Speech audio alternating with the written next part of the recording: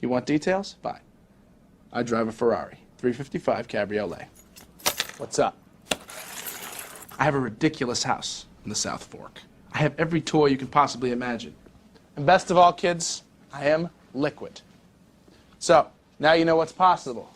Let me tell you what's required. Let's bang out a couple life advices here. Okay, Jeff checks in. Really enjoy the podcast. Keep up the great work. Hey, Jeff. Thanks for being so thoughtful.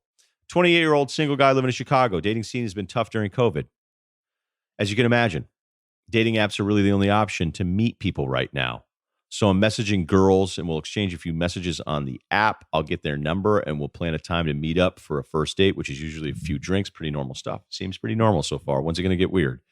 My problem comes during that 3 to 4 day window between us scheduling the date and actually meeting up in person. These girls want to keep texting constantly leading up to the date.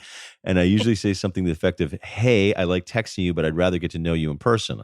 I'll exchange a few flirty texts with them, but genuinely want to get to know them face to face. A lot of girls seem to be thrown off by this, and it comes off as blunt and strange to them.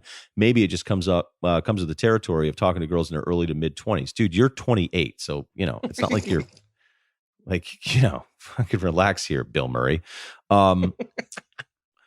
I also don't want to do the thing where you're texting a girl for weeks that you've never met, and then when you finally decide to meet up, there's no chemistry and you've exhausted all your conversation topics. My question is, am I weird for telling them this, and is there a right amount of texting to do before a first date with someone you've never met? This is easy. Stop being so weird about this. If the girls want to keep texting you, just keep texting them. Ask them questions about themselves. Have them provide most of the content. Save some of your stories. I mean, what do you got, like 4 stories ever? Is that it? You don't have new observations, current events, anything like that? I mean, don't keep it political because you never know where that's going to go. This is really easy, Jeff. If there are girls that are interested in you and want to keep, like, they saw your picture on an app and want to keep texting you the whole time, and you don't text, hey, I'd like to not text as much right now. Can't wait to see you. This is the easiest. That done. It's next COVID, email. bro. Yeah, I mean, don't text that. Yes, it's weird. People get like text is I'll call sometimes to be like, I don't want this to get lost in text. I remember I was texting to somebody once and I was like, hold on, I'll be right back. And then I came back to the phone. It was like, you're rude. I'm like, what?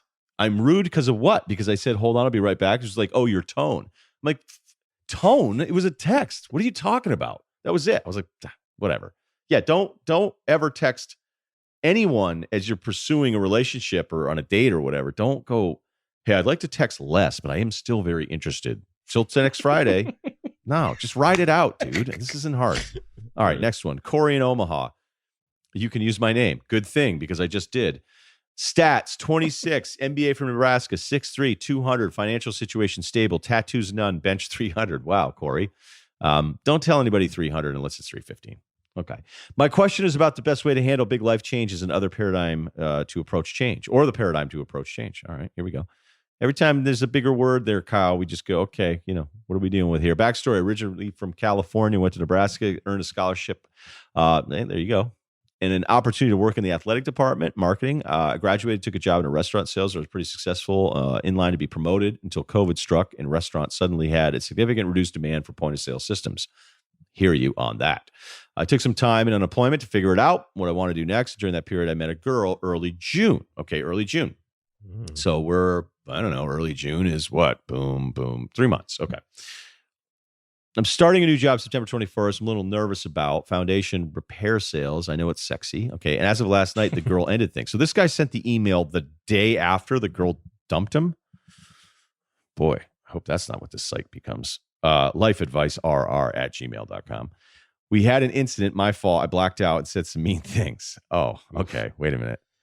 I thought we'd moved past it until she teary-eyed told me she had a gut feeling we weren't meant to be. All right, well, if she said, hey, we're not meant to be, and sure he knew that after 3 months, then maybe, whatever. But this is on you. I mean, obviously, you screwed up. I've never quite understood. I'm trying to understand anybody in a blackout and what their tendencies are. I mean, that would just be a massive waste of time. Gladwell wrote about it in his most recent book. I thought it was actually pretty interesting. But I don't know. I mean, I've never quite understood the guys that are just mean about it with girls. Like, I've dated a couple girls that would say, like, oh, the guy I used to date, and it wasn't even drinking. They would just be like, oh, they used to tell me I was fat or no one would ever like me, and I'd be like, what are you talking about? And some guys just have this very odd pattern of I don't know if it's just straight insecurity or what, but they try to like demean the female emotionally so that they're afraid to leave them or something. Like I've just seen it play out, and then you're like, God, that sucks. Now, I would say some of my flaws are if it's late at night, I'm more inclined to throw on the Wu-Tang double CD or some Allman Brothers and ignore whoever is over. And that doesn't seem to go over real well either. Girls don't seem to like that. So I would say that the mean thing, I don't know. I know one, like something happened really recently with somebody I got to know.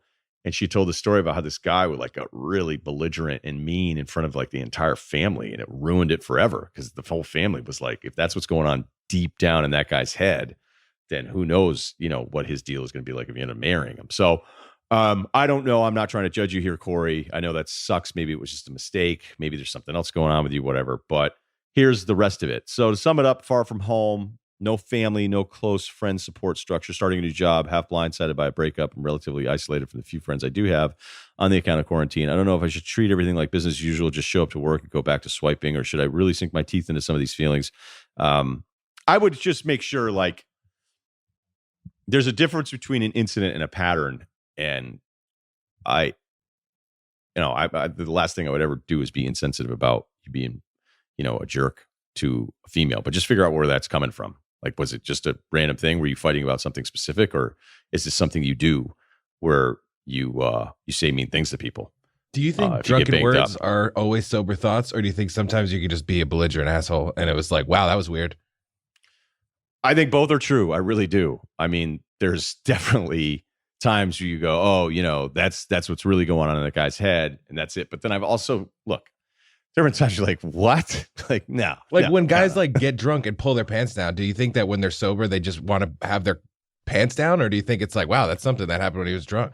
I don't know. This feels a little personal, Kyle. Oh man. I was hoping you weren't going to do that. I thought it was valuable.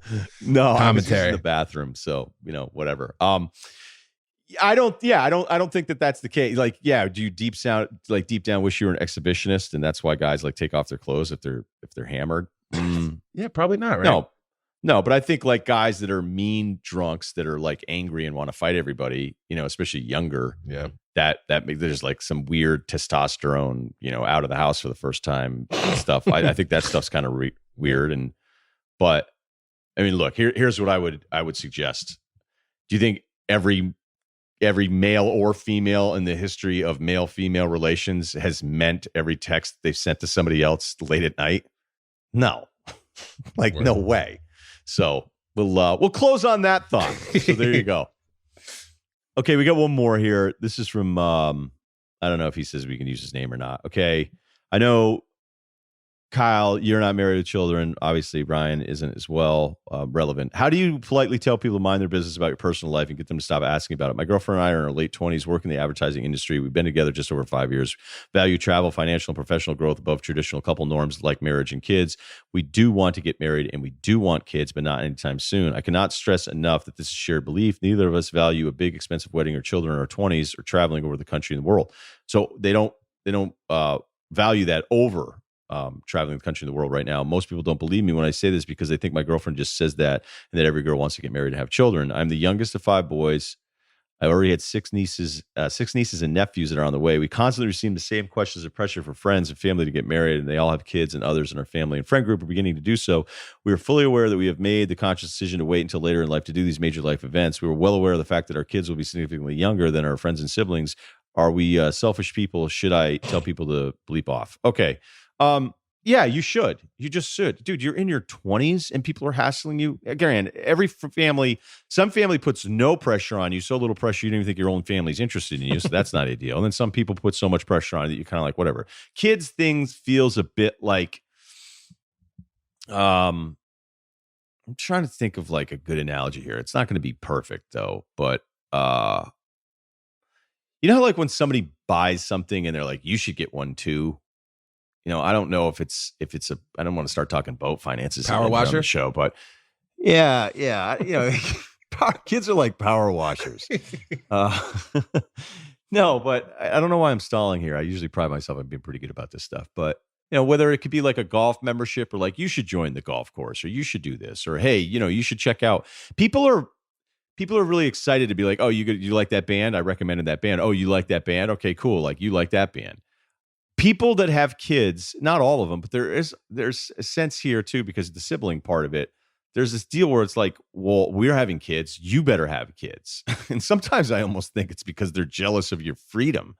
But sometimes it's people just want big families. Dude, your late 20s, if she's totally on the same page with you, you just do your own thing. And I would get real. If it's been a real problem and it's bothering you, I would do almost a reverse intervention on everybody and go, hey, guess what? She's happy. I'm happy. These are our priorities right now. Yes, we'll be older and have younger kids, but it's not like you're 40 and she's 35. And so I'm totally on your side on this one. I would be very stern and direct about it to your family members so that they don't have to bring it up. Be like, look, I'm not going to be a psychopath about this, but I'm going to tell you straight up.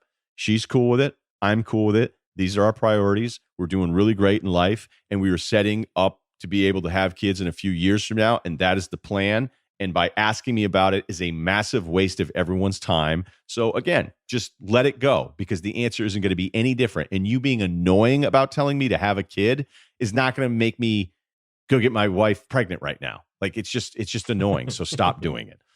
All right. So that's the best. I don't know. Maybe you've already done that with them, but I would not. Some people are very deferential in the sense of like, okay, this thing's bothering me and I'm just going to kind of let it go. Like, oh, hey, this again. Maybe they don't know that it bothers you that much. So tell them, let them know it bothers you that much. And it may seem dramatic and maybe they'll call you dramatic, but whatever. If they stop, then you win.